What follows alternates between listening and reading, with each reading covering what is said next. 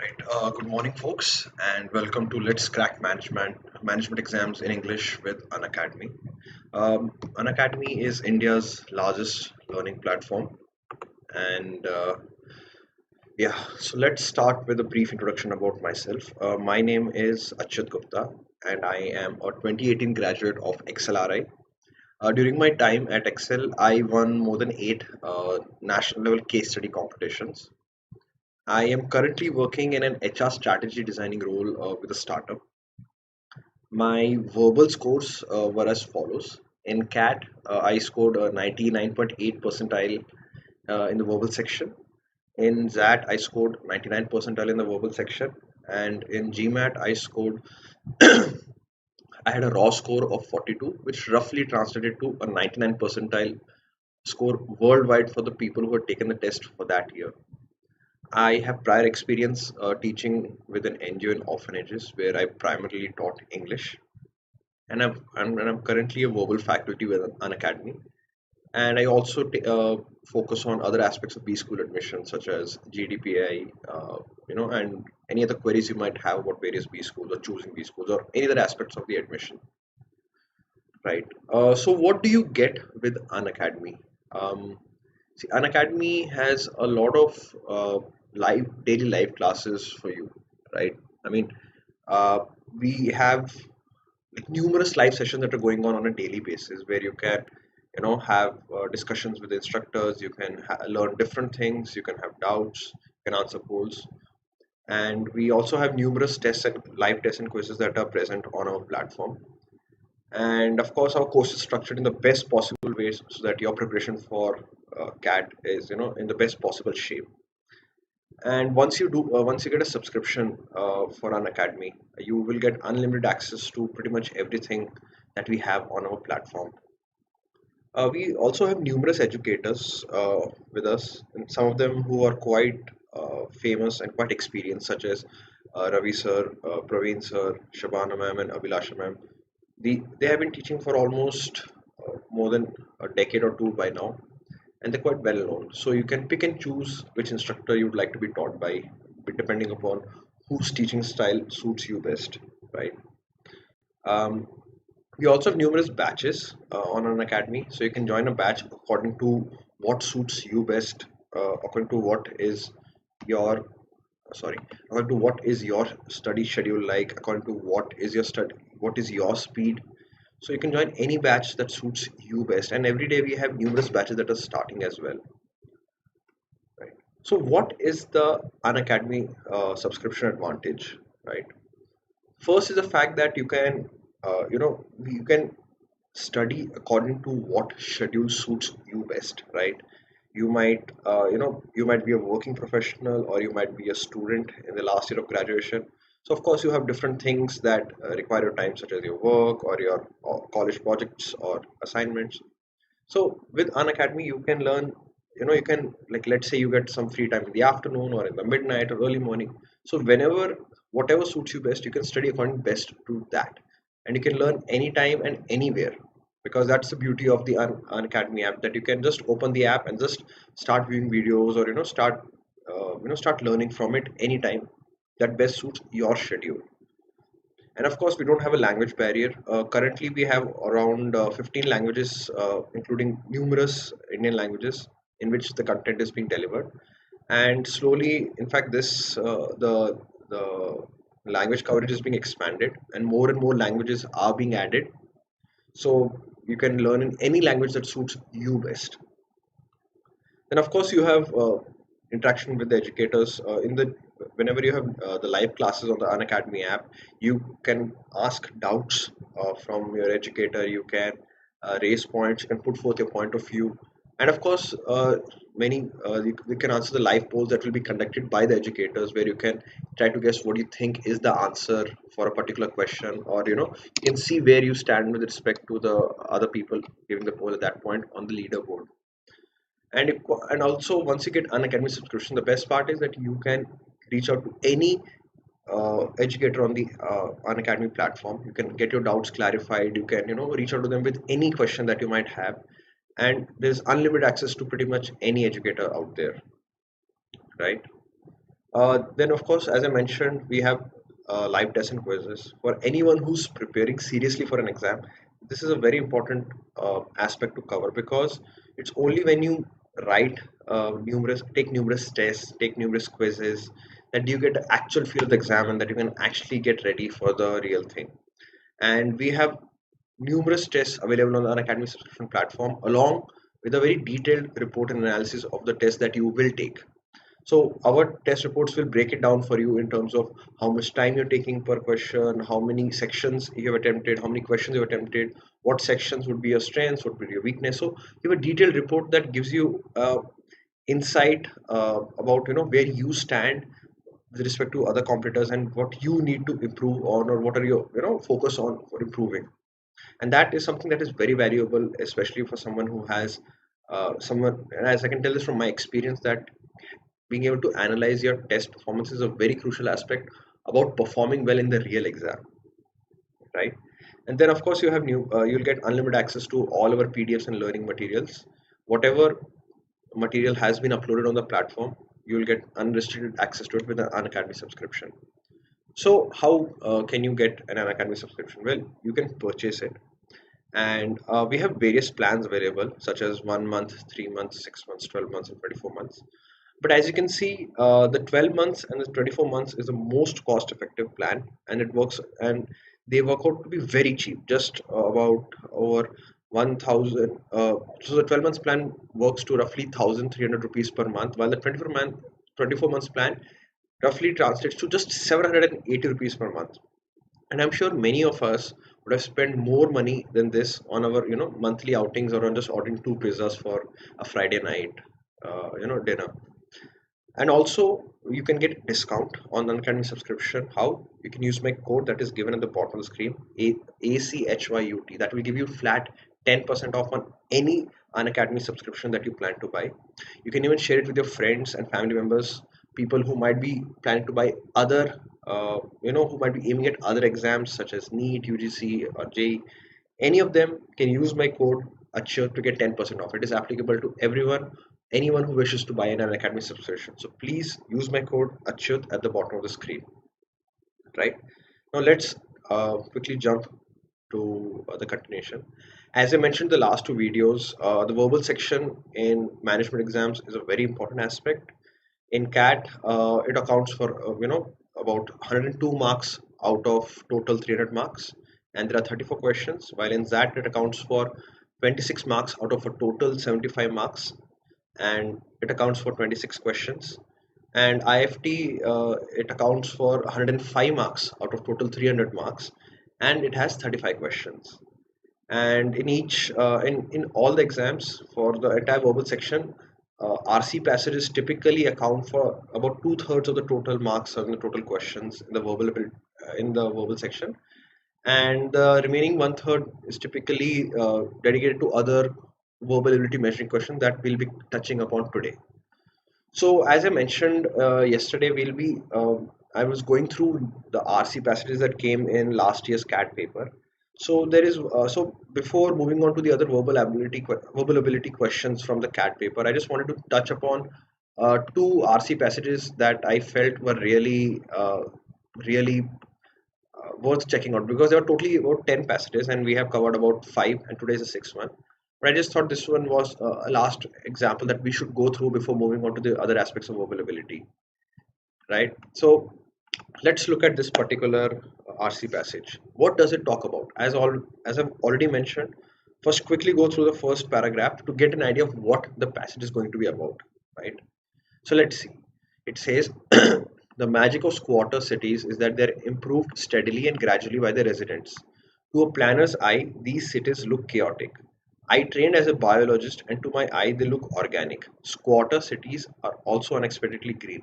They have maximum density, 1 million people per square mile in some areas of Mumbai, and have minimum energy and material use. People get around by foot, bicycle, rickshaw, or the universal shared taxi.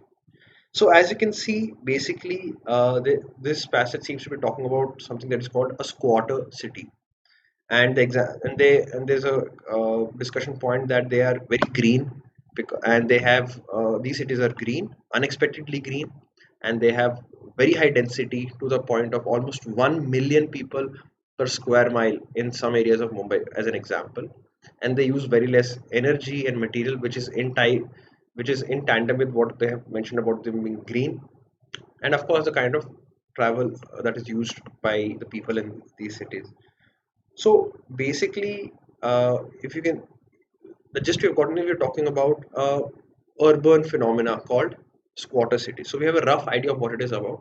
So let's just quickly look at the questions of what the questions are like, and then we can come back and see how we can tackle them. Right now, let's see the first question. It says, according to the passage, squatter cities are environment friendly for all of the following reasons, except, right now. Now, the thing is, if you see the first one, right, the first paragraph itself, we have, I think we got some clues to that question already. They're saying that they're green because they have high density and they have very less energy usage and very less material usage, and people get around by these methods. And what are the options? They recycle, the transportation is energy efficient, and they sort out garbage. So as you can see, I think we have some mention of the first 2 points in the first paragraph as it is. Because if you see this point about minimum material use, that is something, if you, for those of you who have studied environmental science in your school days, you might remember the 3 R's of environmental conservation used to be reduce, reuse, and recycle, correct? So I think the minimum material usage is, I think, something that can be inferred, is something that can be used to deduce the fact that they recycle material. That's why there is minimum uh, material usage in these places. So this is something that is given. On the other hand, the point about the transportation being energy efficient is also given here because they get around by this, by foot, bicycle, rickshaw, taxi. So this also is given, right? So we can clearly eliminate first and two as the potential answer. Excuse me. So you can clearly eliminate the first two answer options. Now let's look at the last two. The third one says the sort out garbage, and the fourth is that the streets are kept clean. Now let's see if we can find instances of either one of these about garbage or streets being kept clean, right? Let's see. Not everything is efficient in the slums, though. In the Brazilian favelas, where electricity is stolen, therefore free, people leave their lights on all day. But in most slums, recycling is literally a way of life. By the way, this reaffirms our deduction of the first point. This point is given explicitly. They recycle material, right? The Dharvi slum in Mumbai has 400 recycling units and 30,000 rag pickers. 6,000 tons of rubbish are sorted every day. In 2007, The Economist reported that in Vietnam and Mozambique, waves of cleaners sift the sweepings of Hanoi's street just as Mozambique children pick over the rubbish of Maputo's main tip. Every city, and this is made of this, right? Now, if you can see, this talks about the second paragraph talks about how in Brazil electricity is misused, so there's not that much of energy efficiency being done in these areas. And in Dharvi slum in Mumbai, there is a lot of recycling being done, right? And they've given statistics about that. 400 units, 30,000 rack pickers, and 6,000 tons of rubbish are sorted, right? Then in the next part talks about that about a report in 2007 by the Economist newspaper stating that in two countries, Vietnam and Mozambique, sorry, waves of gleaners sift the sweepings of Hanoi streets. So the thing is, gleaners are people who take stuff from something, right? You glean through a passage to pick up points, right? Or you glean through a pile to pick up clothes, right? So there are a lot of gleaners who go through the sweeping of the Hanoi street. So whatever is being swept of the streets of Hanoi, they go through that, right? So this talks about how recycling is done because this is what they do. So similarly, in Mozambique, children go through the rubbish of Maputo, which seems to be some city in Mozambique. So there is the rubbish in Maputo that the Mozambican children pick through and find things to recycle, right? And similarly, every city in Asia and Latin America has industry based on gathering of gathering of old cardboard boxes. So as you can see, this paragraph talks about how various slums typically have a huge focus on the recycling aspect, right? Now let's see this. Let's just look at the points. So we have 2 points started out: the recycling and the transportation. And if you see this point, the point about their sorting out the garbage, right? There is an issue. If you see, there is a mention of this. The waves of cleaners sift the sweepings, and Mozambique children pick up the rubbish of the main tip. So there is a slight reference to the garbage being sorted out in various in various of these squatter cities or these slums. There is a vague mention to it. Let's see if we can find a mention for the streets being kept clean, right? In his 1985 article, Carl Thorpe made a statement that still jars most people. The city is the most environmentally benign form of human settlement. Each city's dweller consumes less land, less energy, less water, produces less pollution than its counterpart in settlements of lower densities. Green Manhattan was the inflammatory title of a 2004 New Yorker article by David Owen. By the most key significant measures, he wrote, New York is the greenest community in the United States and one of the greenest cities in the world. The key to New York's relative environmental benignity is its extreme compactness. Placing 1.5 million people on a 23 square mile island sharply reduces their opportunities to be wasteful. He went on to note that this very compactness forces people to live in the world's most energy efficient apartment buildings. Urban density allows half of humanity to live on 2.8% of the land. Consider just the infrastructure efficiencies. According to 2004 UN report, the concentration of population enterprise in urban areas greatly reduces the unit cost of piped water, sewers, drains, roads, electricity, garbage collection, transport, healthcare, and schools. Right? Now, okay, so this, if you now the third paragraph basically talks about certain articles that were written in various newspapers about how cities are actually very environmentally friendly because they have a lot of human beings living in very dense manner. Like take New York City, which has about 1.5 million people. That is roughly 15 lakh people living in just 23 square mile place. So that means because they're so compressed, they're taking up very less land and they have lesser chance to be wasteful because there's so many fewer resources available that they have to be optimized in terms of their usage of it, right? And also even there's a UN report that says that because these population are very concentrated, then the unit cost of various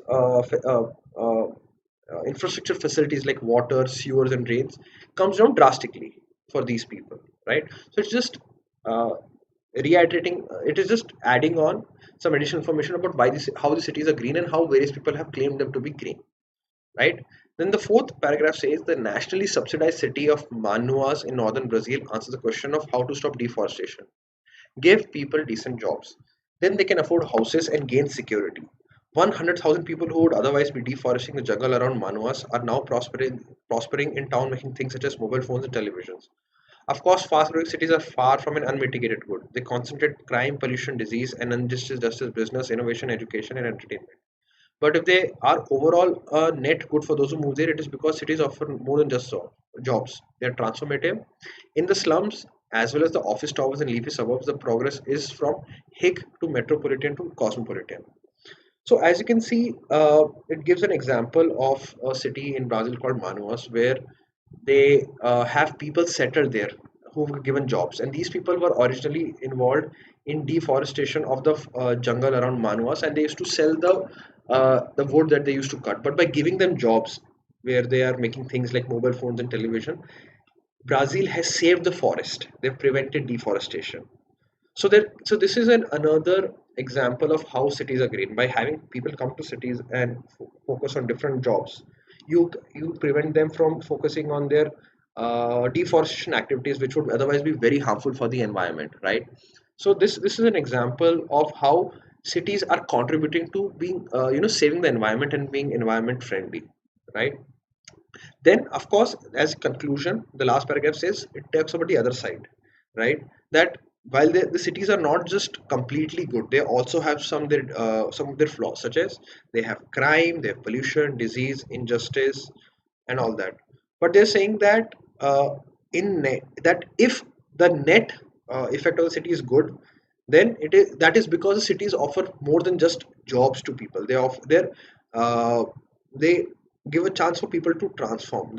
They go from being a small city people to being metropolitan to being cosmopolitan, right? So it gives other side of the coin. Now, if you see the point, that the thing is the squatter cities are environment friendly, right? Now, if you see these 4 points are mentioned, there is a sweeping of the streets that is mentioned here. There is a mention of garbage sorting that is mentioned here, and we have already seen the first 2 points about recycling and uh, energy efficient transportation being mentioned. But which of these are the reason for these cities being environment friendly?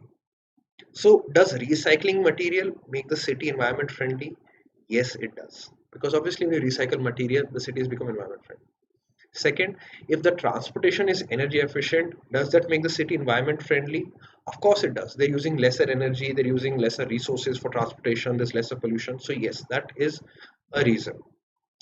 Do they sort out garbage? Yes, when you sort out garbage, it helps in easier recycling. It's actually quite linked. The third point is quite linked to the first point about recycling, so it's linked to that. So yes, sorting out garbage does make the city environment friendly. And the fourth point, when you keep the streets clean, does that make it more environment friendly? Not really. Making the streets clean makes them more friendly for the citizens, right? And that doesn't necessarily mean that they're environment friendly. A clean street is good from an aesthetic point of view, from a hygienic point of view, but that doesn't mean they're more environment friendly. A dirty street can be as environment friendly as a clean street. So fourth point does not make these cities environment friendly. So therefore, that is the only exception, and thus fourth is the correct answer, right? Now let's look at the one moment. Right, sorry. In the second question, it says, in the context of the passage, the author refers to Manos in order to one. So we have to see why the example of Manos is being given in the passage. We'll go to that. One, explain where cities source the labor for factories, promote cities as employment hubs for people, explain how urban areas help the environment, and describe the infrastructure efficiencies of living in a city. Right? Now let's look where Manaus is being mentioned. If you remember, the fourth passage had mentioned Manaus. The nationally subsidized city of Manaus in northern Brazil answers the question of how to stop deforestation, give people decent jobs. So now look at the answer options. We have, so according to the passage, Manaus is an example of how you can stop deforestation by giving people jobs. So let's see which is the most closest option to the line that is given there. Is it talking about cities sourcing the labor for factories? Not really. The focus, if you see, was on prevention of deforestation. So no, first cannot be the right answer. Second is promote cities as employment hubs for people. Now, while this is partially true, Manaus is an employment hub, but there is a mention that it was used to prevent deforestation. That is why Manaus is being mentioned. So second cannot be the right answer. Third, explain how urban cities help the environment. This seems quite close to what the answer option is, because Manaus has helped prevent deforestation by giving people jobs. That's the point. You give people jobs so that they do not, they're not forced to depend upon, activities that harm the environment for their income sources. So three seems like a very good answer for now, but let's look at the fourth one. Fourth option. Describe the infrastructure efficiencies of living in a city. That is not mentioned. There is no mention of the efficiencies of the city of Manoa. If you see, the only two lines that talk about Manoas are this, right? And there is mention of A, that how did it help in terms of giving jobs, and what did these people gain? They gained houses and security, and what kind of job they're doing. They're now focusing on mobile phones and television. So these are the three things that have been talked about within the context of the city Manoas. But the main focus is always that if you see twice, how to stop deforestation, 100,000 people who would otherwise be deforesting the jungle are now prospering in town. So the focus is all about how the urban area has given an alternate source of income to the people and save the environment. So the focus on helping of the environment. So therefore, third would be the most correct option here, right? So now let's look at the next question. We can infer that Calthorpe's statement still jars with most people because most people. So let's see what was Calthrop's statement, and what do they mean by the statement still jars?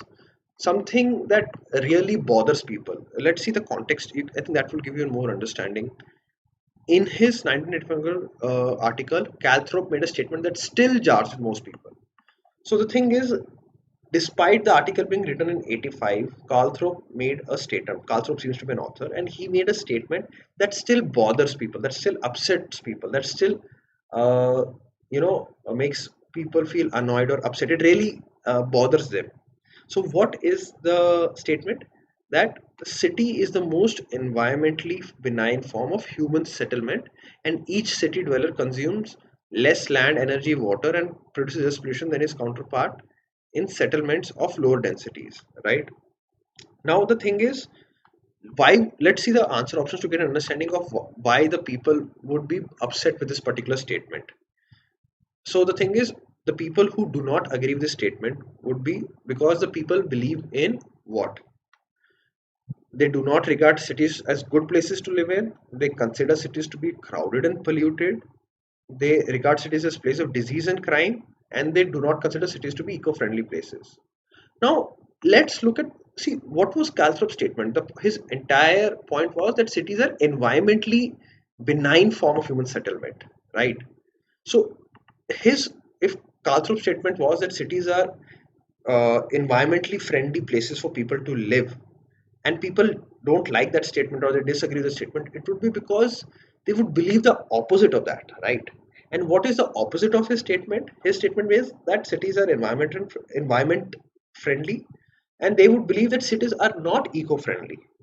And if you see the answer option, the fourth one does mention that they do not consider cities to be eco-friendly places. So obviously, when they're disagreeing or they do not like his statement, it would be because they believe the opposite of that. And the opposite of that is clearly the fourth answer option. While the first three talks about not as good places to live in, and the reason is not given. Why? The second talks about crowded and polluted or disease and crime. These are not related to environment friendliness aspect of a city. So even if people believe in these facts, they would not be upset about or they would not disagree strongly with his statement. You can have cities which are environment friendly and which are very crowded. You can have cities which are very environment friendly and which have a lot of disease and crime. So there is no reason for them to be jarred by that statement of Calithrope if they believed in second and third or first. But if they truly believed in option number four, then it would make logical sense for them to be upset with the statement that Calthrop made, right? So therefore, by elimination, logical reasoning, we would say that fourth is the correct answer option here, right? Now let's look at question number four. Which one of the following statements would undermine the author's stand regarding the greenness of the cities? Now we have to if you see the in the passage, the author has talked about the cities being very green, and we have to find which particular statement. Sorry, we have to find which particular statement would make the author's claim that cities are green very weak, right? So let's see the answer options. The compactness of big cities in the West increases the incidence of violent crime. Now, if you see the focus of the first option is on again on the crime aspect of cities. Now, the crime level of a city is in no way connected to the environment friendliness, the greenness of a city. So, as we've already seen in the third one, you have to see you can have cities which are green and which have violent crime. So there is no connection between the two. So therefore, you can totally disregard the first option, right? Second is the high density of cities lead to an increase in carbon dioxide and global warming. Now this does seem like a likely answer option because if you see it says that because cities are dense, there is a lot more increase in the output of carbon dioxide and this contributes to global warming. This is related to the environmental aspect. So if this is true, then this would obviously disregard the author's point that cities are environment are very eco-friendly, right? So second seems like a good answer option because it talks about the non-eco-friendliness of the cities. So let's keep two as a potential answer option for now. Third is over the last decade, the cost of utilities has been increasing for city dwellers. Now, again, Just because the cost of utilities such as water or electricity or land is increasing for the people who are living there, does that make them less eco-friendly? Is there a connection between the two? Not really, right? You can have a city which is very expensive to live in and can be eco-friendly, or you can have a city which is very cheap to live in that could also be eco-friendly. There is no connection between the two, right? So we can clearly disregard the third answer option. Fourth is sorting through rubbish continues contributes to the rapid spread of diseases in slums. Now, fourth, while it talks about sorting through rubbish, the main focus of the fourth option is about the spread of diseases in the slums. Now, even if the slums have a lot of diseases, it in no way makes the cities less green. You can have cities with extreme, spread of diseases and people falling sick, and that can still be considered green. Or you can have cities where there is less diseases and they can also be considered green. There is no connection between the two. So fourth can be eliminated. Therefore, the correct answer option is number two, right?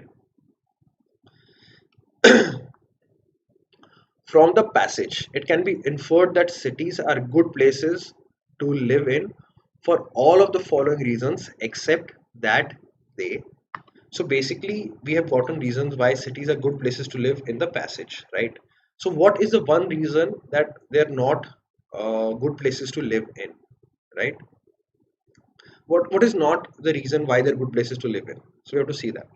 The first is they help prevent destruction of the environment.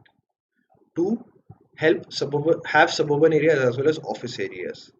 Three, offer employment opportunities. Four, contribute to the cultural transformation of residents. Now, I think if you remember the fourth paragraph, that should probably be the that should give us clues here. Now, let's look at the fourth paragraph. It talks about how the cities have helped for prevent deforestation. So that talks about the eco-friendliness aspect. It talks about how they've been given jobs to the people, right, and thus prevented environmental damage. Then it talks about the negatives. Okay, but since we're focusing on the positive aspects only, so let's skip this line. But if they are overall a net good for those who move there, it is because cities offer more than just jobs. So they do offer jobs, but they offer more than that. What? They're transformative. So people, they progress from being hick, which is small town people, to being metropolitan, meaning they're used to living in a large city, to being cosmopolitan, meaning they can live in any city, right? One moment,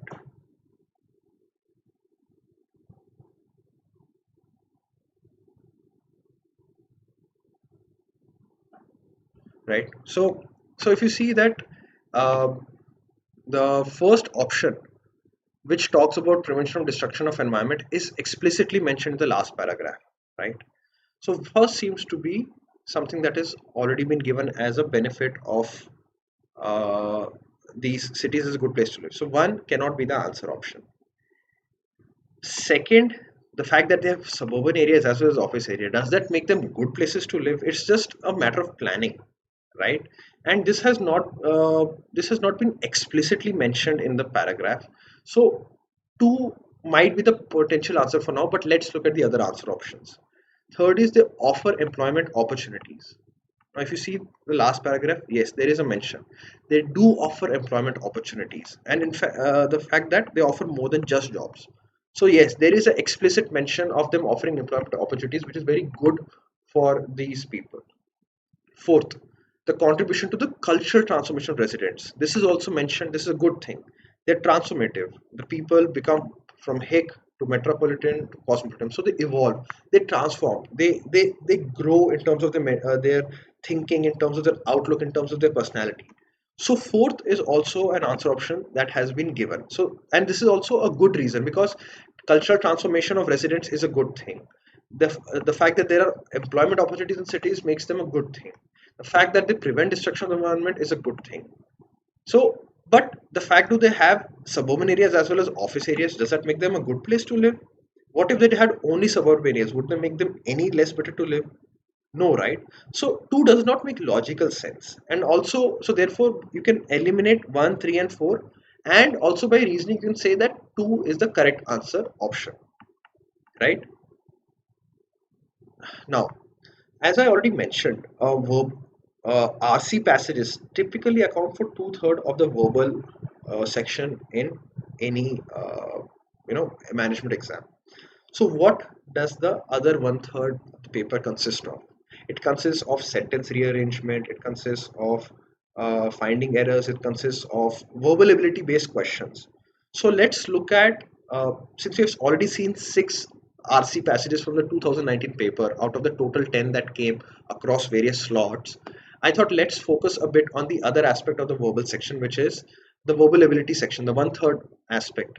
So let's take some questions from there. The first example is a sentence rearrangement uh, question from the 2019 paper, right?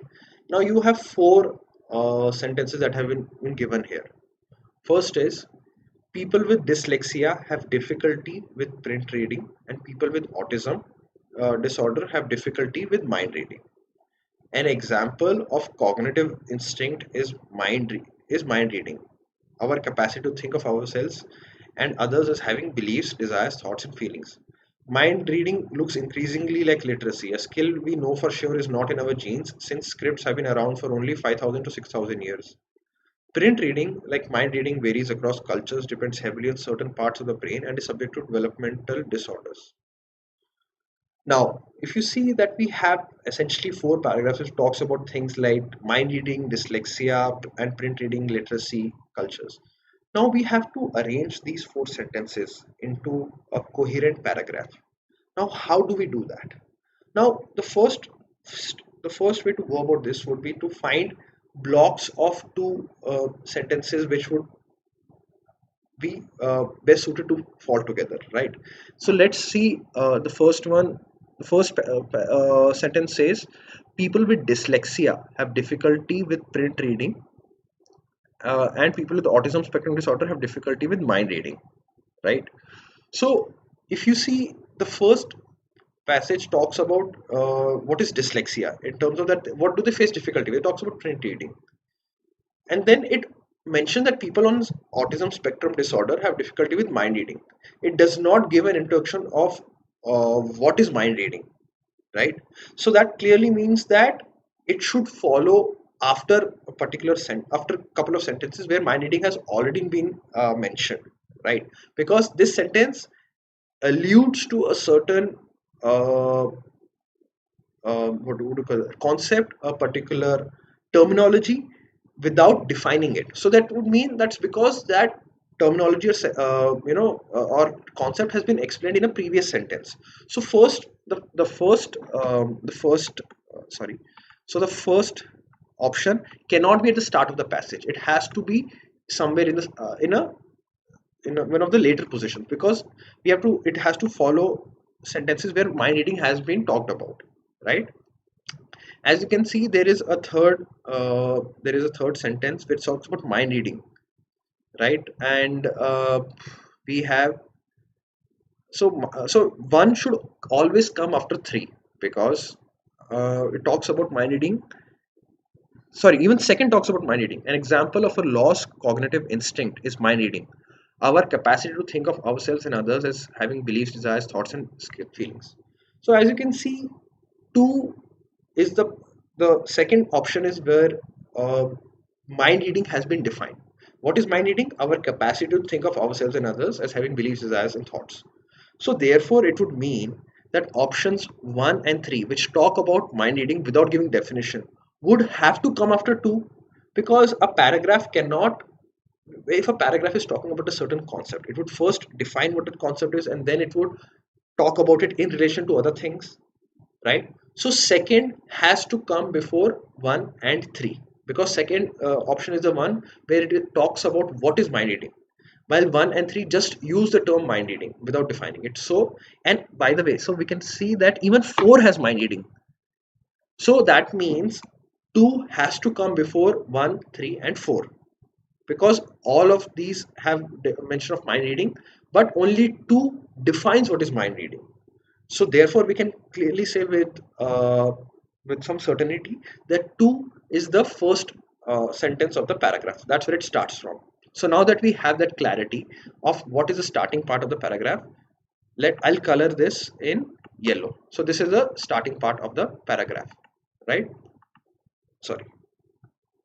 Now let's see what should follow two, right? What should follow this particular? Let's just rearrange it here,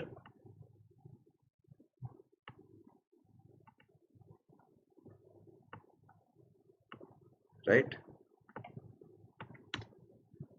So we have the starting part of the paragraph with us, right? Now what would follow it here? I'm sorry for the delay. Yes. So now we have crossed out 2.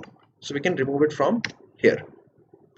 Now which of the 3 sentences would follow 2? Let's see. Let's read 2 and see. An example of a lost cognitive instinct is mind reading. Which, and then what is mind reading? Our capacity to think of ourselves and others as having beliefs, desires, thoughts and feelings. Right? Now let's see the other options. One says people with dyslexia have difficulty with print reading, and people with autism disorder have difficulty with mind reading, right?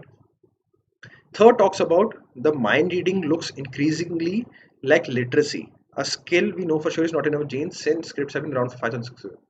So the point is, since 2 talks exclusively about something called mind reading, okay, the entire sentence is just about mind reading, and it ends with the focus on mind reading.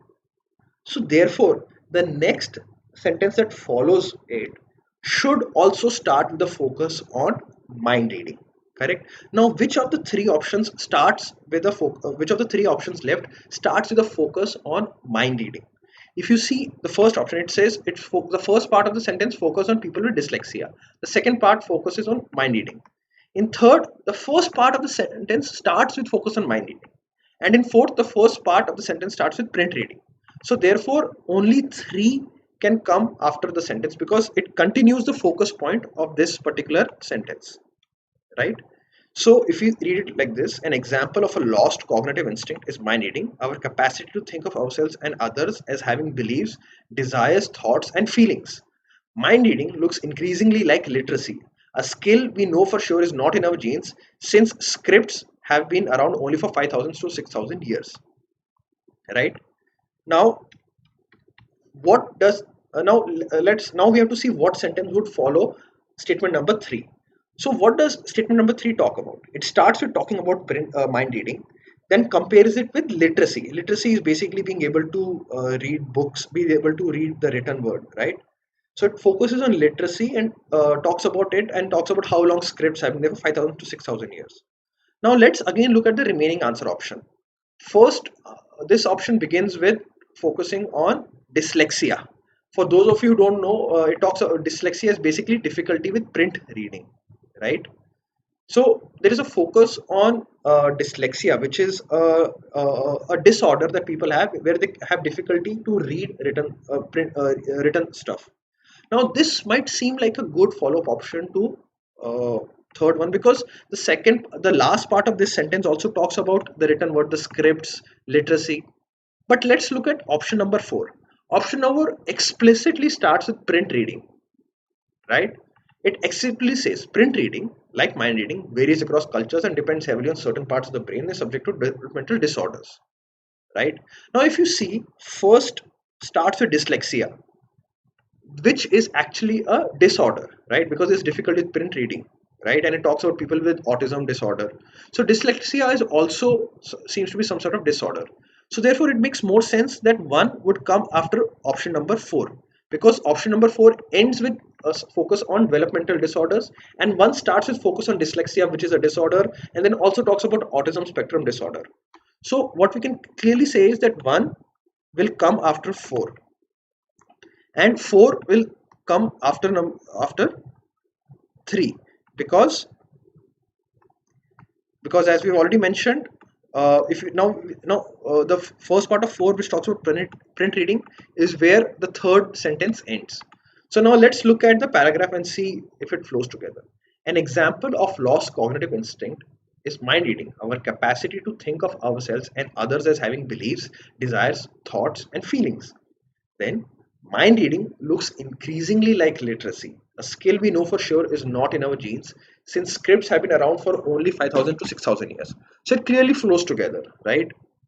That we talk about mind reading and what it is. Then we talk about how what mind reading looks like, and that mind reading looks like literacy. And literacy is basically something new because scripts have been there for 5,000 to 6,000 years. Then there's a focus on script reading or print reading, which, like mind reading, varies across cultures and has developmental disorders. And then it talks about people with developmental disorders like dyslexia and autism spectrum disorders. So the correct answer option, so therefore the correct answer option would be 2, 3, 4, and 1. And that is how you arrange a sentence. So as you can see, you try to see what is the focus point of each sentence and what should follow it. That should give you a clue of which sentence should follow which sentence, and that can help you overall in rearranging the sentences. So let's look at another example. Here we have, if you have seen a little line of text on website that says something like customers who bought this also enjoyed that, you have experienced this collaborating filtering firsthand. Now again, as I already mentioned the previous one, in the previous passage, it is talking about something called collaborative filtering. But do we, it talks about it as it has already been defined. So that clearly gives you a clue that this sentence comes after a particular sentence where they talk about what is collaborative filtering, right? So this cannot be the first, sorry. So that means this cannot be the first answer option. Now let's look at the second one.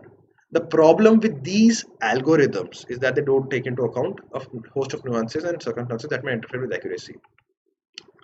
Now, again, there is a reference to some algorithm which has not been defined, right? We do not know what this algorithm is. It just clearly says that these algorithms. So that means that this sentence would follow a sentence where there is a definition of what the algorithm is, what they are, and there's a definition or a introduction to these algorithms. So neither of these options can be the first sentence, starting sentence of the paragraph. Now let's see the third one. If you bought a gardening book for your cousin, you might get flurry of links to books about gardening recommended just for you. The algorithm has no way of knowing you hate gardening and only bought the book as a gift. Again, there is a mention of something called the algorithm. It says the algorithm, not a algorithm or an algorithm. It says the algorithm, right? Which means that it is talking about a specific algorithm here that seems to have already been defined in the paragraph. So again, third cannot be the starting option. Now look at the fourth one. Fourth says collaborative filtering is a mathematical algorithm by which correlations and co-occurrences of behaviors are tracked and then used to make recommendations, right? Now, in this case, fourth clearly defines what is this. It talks about something called collaborative filtering, which is a mathematical algorithm and which does what? It does correlation, co-occurrence of behaviors. So fourth talks about concepts that have been talked about in the other three sentences. So fourth has to be the first option of the paragraph because it starts with the definition of what is being talked about in the other three sentences. So we can say fourth is the first option. So let's keep fourth as the first option of the paragraph. Now let's see the other options. Okay, sorry. Now the thing is, if you've seen a line of text on website that says customers who bought this also enjoyed that, you have experienced this collaborative filtering firsthand, right? Now the first line talks the first line of the passage is talking about, I'm so sorry, is talking about collaborative filtering, right? And then if you see the first option here, it says it also talks about collaborating filtering, right? Now while collaborating filtering is essentially a mathematical algorithm, the mathematical algorithm is called, it has a particular term called collaborative filtering, right? And the first sentence, the option number one, option number one clearly mentions you have experienced this collaborating filtering firsthand. So first has to go after this, option number one has to go after option number four because they're both talking about the same thing, collaborative filtering, and line of text that talks about something like collaborating filtering firsthand, right? So these two are a couplet. Now let's see options number 2 and 3. Now we know that the first two options in the paragraph are first two sentences in the paragraph are option 4, option 1. Now we have to see how to put the other two. It can either be 2, 3 or it can only be 3, 2. So we have only 2 ways of arranging it. So let's see which one comes before which. The problem with these algorithms is that they don't take into account a host of nuances. One, so that is option number 2. 3 talks about if you bought a gardening book for cousin, you might get a flurry of links. The algorithm has no way of knowing you hate gardening and only bought the book as a gift. So if you see, second talks about a problem with the algorithms and that has an issue with the accuracy, right? It talks about these algorithms have some problem with their accuracy because they do not take into account certain aspects. Then third talks about an example of that particular situation. You're buying a gardening book for your cousin and you get links to books about gardening. So the point is you don't have an interest in gardening, but just because you bought the book, you're getting links for these gardening. And the algorithm has no way of knowing that you hate gardening and only bought the book as a gift. So this clearly seems to be an example of what is being talked about here. The weakness of these algorithms and their limitations, right? So 3 definitely has to come after 2, right? And if that is the case, then these two will be the last couplet in the paragraph. So the final paragraph will come as 4, 1, 2, 3. Now let's read it and see if it makes sense for us. Collaborating filtering is a mathematical algorithm by which correlations and co-occurrences of behaviors are tracked and then used to make recommendations. If you've seen a line of text on websites that says something like customers who bought this also enjoyed that, you have experienced this collaborating filtering firsthand. The problem with these algorithms is that they don't take into account a host of nuances and circumstances that might interfere with their accuracy. If you bought a gardening book for your cousin, you might get a flurry of links to books about gardening recommended just for you. The algorithm has no way of knowing you hate gardening and only bought the book as a gift. So as you can see, it clearly flows together quite well, right? Sorry. So yeah, that's the right answer. Now, I'm so sorry. Now, another type of question that comes in CAT is basically something called passage summary. In passage summary, you will be given a small passage, very small. It's like a paragraph, and you have to select an answer option that best summarizes what is being talked about in that particular passage.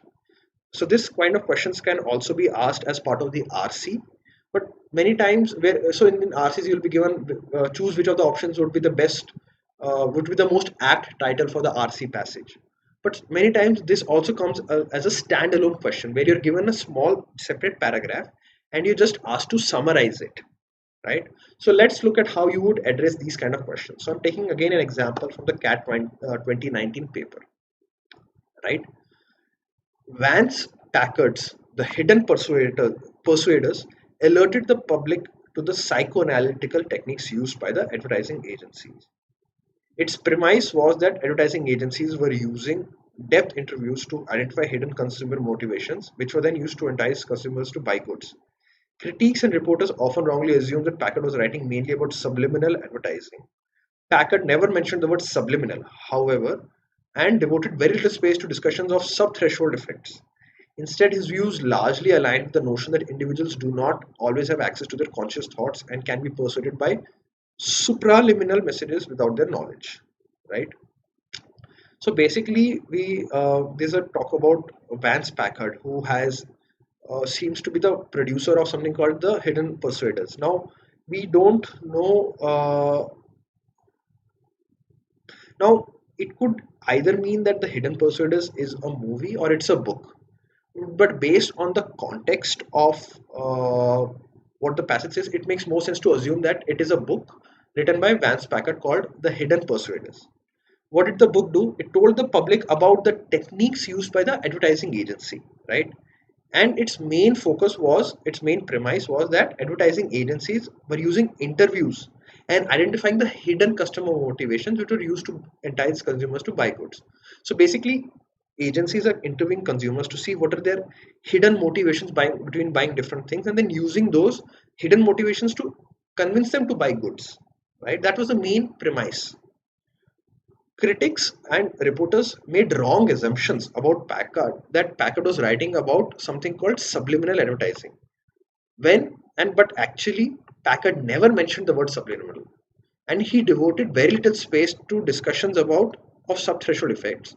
So basically, critics and reporters wrongly assumed that Packard was writing about a topic called subliminal advertising, when in reality he never mentioned the word subliminal, and he spoke very less about subthreshold effects, which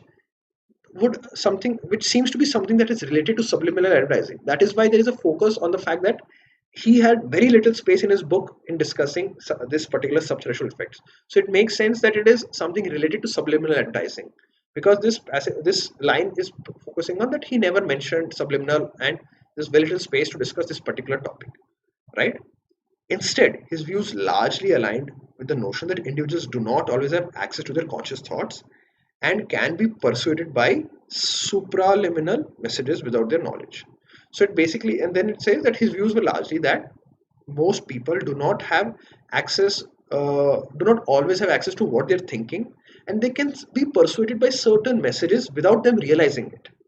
So we have an idea of what the book is, about a book, what its premise was, what was the wrong assumption, what is the truth, and what was the actual focus that was presented in the book, right? Now let's see the options and see which of these would best, you know, summarize this passage. One, Packard argued that advertising as a hidden persuasion understands the hidden motivations of consumers and works at the subliminal level, on the subconscious level of the awareness of the people targeted. Okay. Second option is Packard held that advertising as a hidden persuasion understands the hidden motivation of consumers and works at the supraliminal level, though the people targeted have no awareness of being persuaded. 3. Packard held that advertising as a hidden persuasion builds on people's conscious thoughts and awareness by understanding the hidden motivation of consumers and works at the subliminal level. Right. 4. Packard argued that advertising as a hidden persuasion works at the supraliminal level, wherein the people targeted are aware of being persuaded after understanding the hidden motivations of consumers and works. Now, if you see the four answer options, first talks about the subliminal level, right? When we have clearly been told that that Packard never mentioned the word subliminal, and it is wrongly assumed that he was talking about subliminal advertising. So first cannot be that, because we clearly know for a fact that uh, Packard's arguments never focused on subliminal level or subliminal advertising. So one can be clearly eliminated from the as a title of the passage. Now 2 talks about supraliminal level, which is something that is there. Yes, in fact his views allied with, and it talked about supraliminal messaging. So 2 seems like a potential answer option. So let's keep it in the potential answer bucket for now and look at the other answer options. Packard held that advertising as a hidden persuasion builds on people's conscious levels by understanding the hidden motivation of consumers and works at the subliminal level. Again, third talks about something that Packard did not focus on. Packard was not writing about subliminal advertising. He was not focusing on subliminal advertising, and he had no mention of the word subliminal. So just like 1 was eliminated, we can clearly eliminate 3 also. So let's look at 4. Packard argued advertising as a hidden persuasion worked at a supraliminal level. Now, supraliminal is something that is mentioned there. So we have 2 which also talks about supraliminal, and 4 which also talks about supraliminal. So now we have to see which of 2 or 4, option number 2 or 4 is the correct answer option here. Now let's look at them in more detail. Packard held that advertising as a hidden persuasion understands the hidden motivations of consumers and works at the supraliminal level, though the people targeted have no awareness of being persuaded. Right? Now this is kind of what it is said here. They can be persuaded by subliminal messages without their knowledge. So that is without them being aware of it. This seems very similar to what second is saying, but let's look at the fourth answer option. Packard argued that advertising as a hidden persuasion works at a supraliminal level, which we have already seen, wherein the people targeted are aware of being persuaded, are aware. Where it is saying, the passage says it is without their knowledge, but here it is saying they are aware. So clearly the second part of the fourth option is going against what the passage says. So obviously it cannot be the answer option. So therefore by elimination and by logical reasoning, second becomes the correct answer option. Right? Now let's see if it really sums it up. Packard held that advertising as a hidden persuasion. Yes. because advertising is hidden position, understands the hidden motivations of consumers, right? Hidden motivation of consumers in terms of it talks about the hidden consumer motivations which are used by agencies, yes, and works at the supraliminal level, yes, and though the people targeted have no awareness of being persuaded without their knowledge, yes. So second seems to be the most apt correct answer option, and thus it is the most apt title for the passage summary for this particular passage, right? Now let's look at another example of a passage summary from the CAT 2019 paper. uh, a distinguishing feature of language is our ability to refer to absent things, known as displaced reference. A speaker can bring distant reference to mind in the absence of any obvious stimuli, though thoughts not limited to the here and now can pop into our heads for unfathomable reasons. This ability to think about distant things necessarily precedes the ability to talk about them. Thought precedes meaningful referential communication. A prerequisite for the emergence of human-like meaningful symbols is the mental categories they relate to can be evoked even in the absence of uh, immediate stimuli. Right now, the passage is basically talking about language. It talks about stimuli. Right. So the first line talks about that in in our language we are able to talk about things that are not there. This process is called display stimuli, right? So basically, the speaker who's describing about something can bring reference to the mind even in the absence of an obvious stimuli. So, for example, what this means is if I'm talking to you about a car, a white car with large wheels, so I'm describing it without giving you a reference point, you can already visualize a car in your mind. Can't you? You can imagine a white car. Maybe you're imagining a Honda City, or maybe you're imagining a Maruti, or maybe you're imagining a Ciaz, whatever car. But there's a car in your mind that is white colored and that has large wheels. So you're able to think about it, right?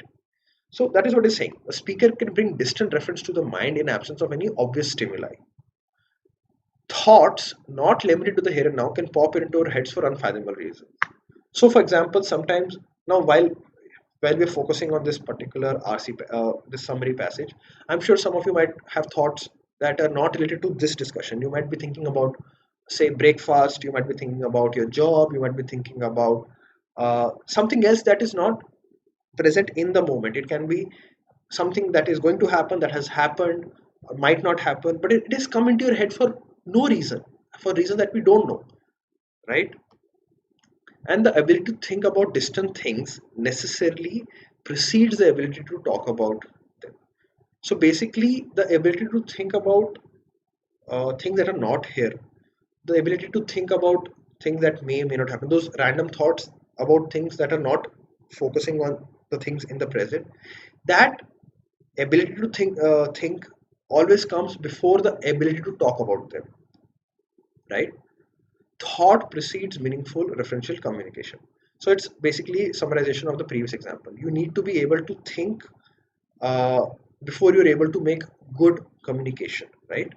And a prerequisite for the emergence of human-like meaningful symbols is that the mental categories they relate to can be evoked even in the absence of immediate stimuli. And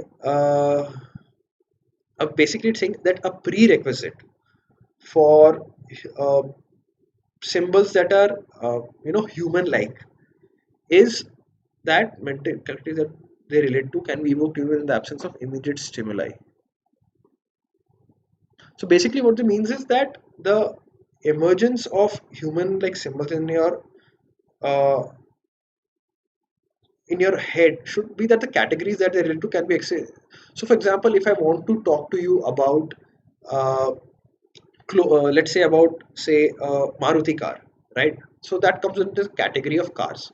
So if I talk about say a Maruti car, even without no Maruti car being present here, I can only talk about it when there's an understanding of cars. Okay, there is a mental category in your head called cars, and cars are basically vehicles. Basically, they are used to transport people. They have wheels, they have gears, they have an engine, they have windows, they have wind wipers, things like that.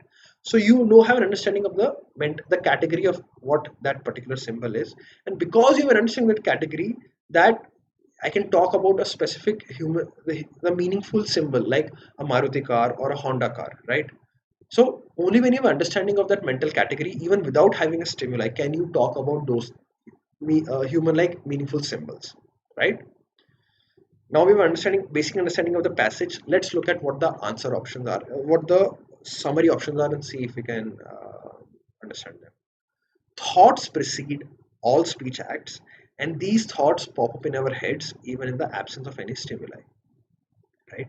Now this kind of makes this talks about what it said there. The thoughts happen before speech acts, and these thoughts come in our head even in the absence of any stimulus. This is something that is being referred there in the passage as well. In the fact that thoughts precede communication, yes. So this talks of the speech acts, and these thoughts pop on your head even in the absence of any stimuli, right? Right. For unfathomable reasons, right? So, but what is this? Then let's look at the second answer option. The ability to think about objects not present in an environment precedes the development of human communication, right? The fact that we can think about objects which are not in our immediate vicinity, right, is what preceded or happened before the development of communication in human beings, right? Now, this talks about development of communication across the entire human species, right? So then let's look at the third option. Thoughts are essential to communication, and only humans have the ability to think about objects not present in the surroundings. So three can be clearly labeled because it says only humans. There is no mention that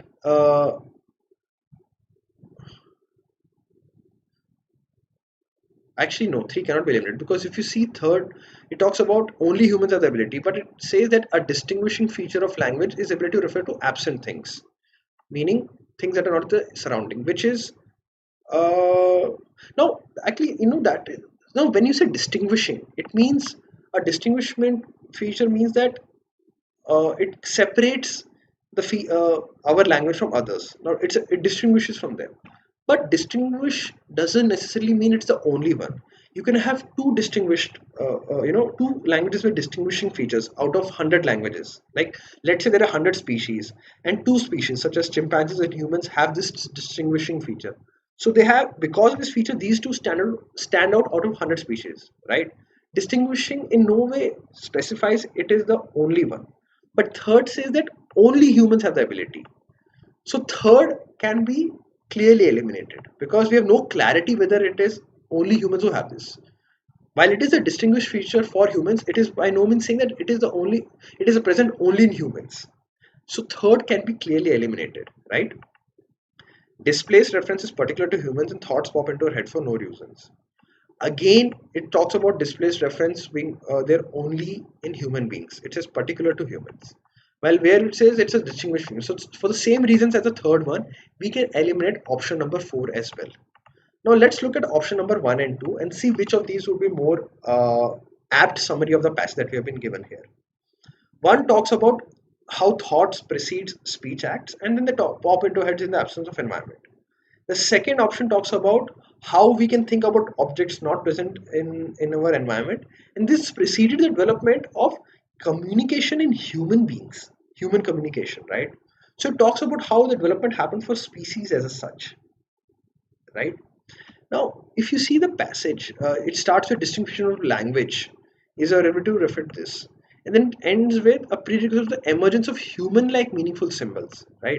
So it's focusing on the communication for between human beings in general. It's indirectly referring to the entire species communicating with each other. So the second option which talks about development of human communication, where they're covering the entire species, it seems to be more of a more apt option, slightly more suited option than the first one, because first one is focusing on just 2 points within the passage, right? It's not giving accurate summary about the entire communication process and how it's unique and how it develops in human beings. So therefore, logically, two makes more sense than one as the summary of this particular passage, right? Right. So, guys, that will be all for today's video. So we have covered almost 6 different RC passages from a 2019 paper, and and also we've covered sentence rearrangement, paragraph summarization. Of course, this does not cover the entire CAT verbal section because there are many more questions that are there. We can pick if you want. I can take a session on next Monday on remaining questions in the CAT paper, and we can have more discussions on it. Meanwhile, tomorrow I'll be taking a marathon session at 10:30. So please tune in, have a look, and if you like today's video, please like, share it, and subscribe to our YouTube channel. And if you are planning to buy Unacademy subscription, please use my code Achyut for 10% off. And you can share it with your friends who might be planning to join Academy subscription. It will encourage me to keep making such videos. And I hope you learned something in today's video of how to tackle the CAT questions. And I'll see you next time. Have a great weekend ahead.